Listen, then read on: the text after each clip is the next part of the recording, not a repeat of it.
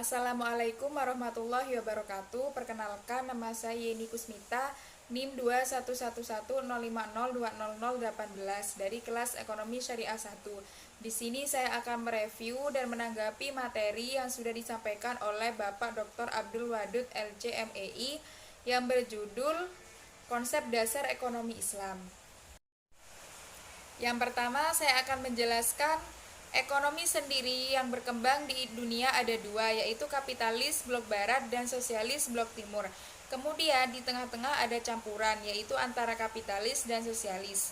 Definisi ilmu ekonomi sendiri adalah sebuah cabang ilmu yang membahas dan mempelajari tentang perilaku manusia dalam memenuhi kebutuhannya dan memuaskannya. Contohnya, bagaimana manusia memenuhi kebutuhan makanannya, seperti nasi. Nasi berasal dari beras berasal dari padi, dan padi berasal dari menanam padi, dan menanam padi berasal dari sawah, dan seterusnya. Manusia juga mempunyai kebutuhan pokok dan primer. Yang kedua yaitu definisi ekonomi Islam adalah sebuah cabang ilmu yang membahas dan mempelajari tentang perilaku manusia dalam memenuhi kebutuhannya dan memuaskannya untuk mencapai falah, berdasarkan pada prinsip-prinsip dan nilai-nilai Al-Quran, Sunnah, Ijma, dan Al-Qiyas.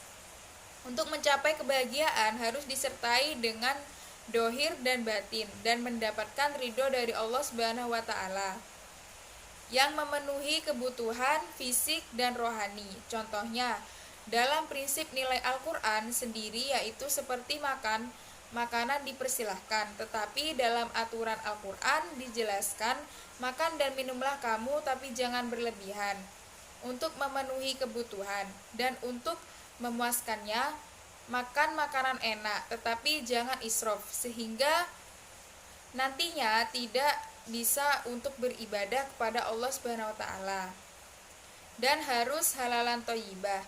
Yang kedua yaitu dalam prinsip hadis Nabi, yaitu sunnah berkenaan dengan sabda Nabi, seperti jual beli, akad utang piutang, akad sewa menyewa, akad kerjasama, dan lain sebagainya. Yang ketiga yaitu ijma. Ijma merupakan kesepakatan ulama dalam menetapkan suatu hukum dalam agama berdasarkan Al-Quran dan hadis dalam suatu perkara yang terjadi.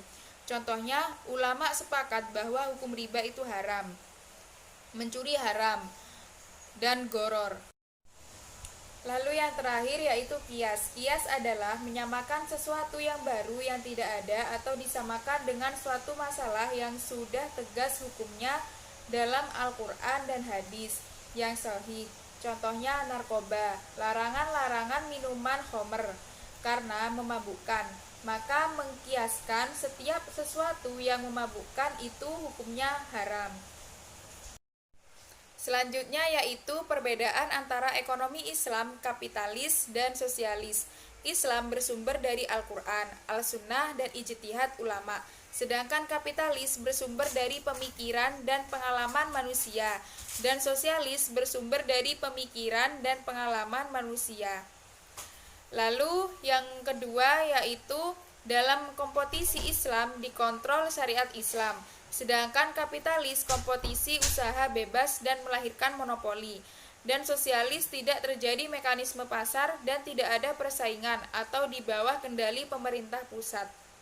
Yang ketiga yaitu dalam Islam pengakuan kepemilikan individu dan umum tapi secara nisbi milik Allah, sedangkan dalam kapitalis pengakuan kepemilikan individu secara bebas.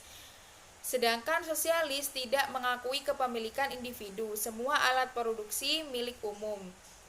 Yang keempat yaitu di dalam Islam kesejahteraan bersifat jasmani, rohani, dan akal.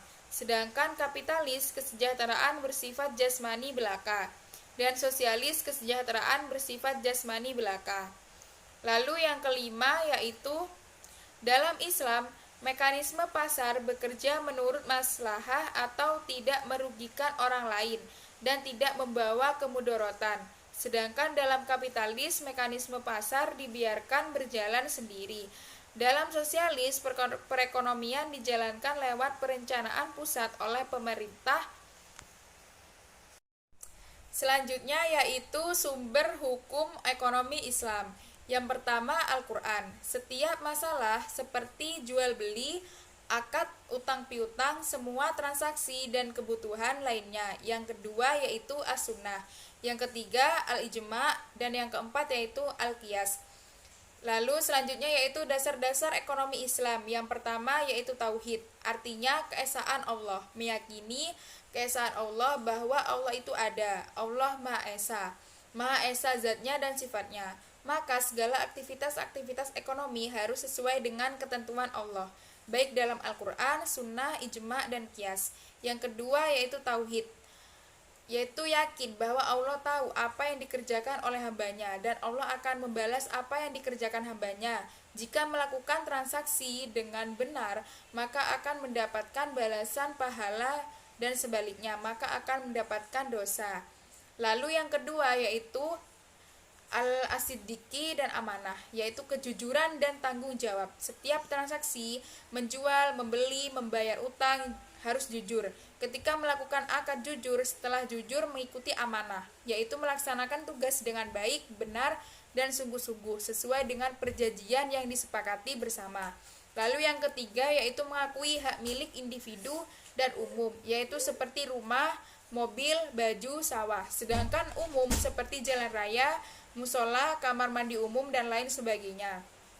Yang keempat yaitu al-adalah, yaitu artinya keadilan. Harus bersikap adil ketika berjualan, membeli, membagi, dan juga adil dalam kepentingan rohani, jasmani, individu, dan umum.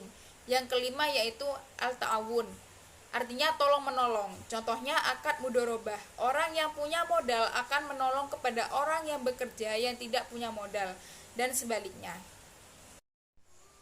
Selanjutnya yaitu prinsip-prinsip ekonomi Islam. Bebas dari maghrib, artinya singkatan dari maghrib berasal dari maisir, goror, dan riba. Maisir yaitu transaksi yang mengandung seperti judi, sedangkan goror tipu menipu. Dan riba dibagi menjadi dua, yaitu riba fadl dan riba nasiah. Riba fadl yaitu riba yang diperoleh karena adanya transaksi barang sejenis tetapi ada imbalan atau tambahan di salah satu barangnya. Contohnya tidak boleh membeli emas sesama emasnya satu sama lain jika ada yang lebih, jadi harus sama keduanya. Yang kedua yaitu riba nasiah, yaitu kelebihan hutang yang merupakan imbalan daripada kelebihan atau kelebihan imbalan dalam jangka waktu. Contohnya seperti bunga. Yang terakhir yaitu karakteristik ekonomi Islam. Yang pertama, ekonomi Islam terikat dengan akidah, syariah, dan akhlak. Yang kedua, harta kepunyaan Allah dan manusia sebagai khalifah. Yang ketiga, larangan maisir, goror, dan riba. Yang keempat, keadilan dan keseimbangan dalam melindungi kepentingan individu dan masyarakat. Yang kelima yaitu keseimbangan antara kerohanian dan kebendaan. Yang keenam, bimbingan konsumsi. Yang ketujuh, petunjuk investasi. Dan yang kedelapan, zakat. Dan ada tambahan infak.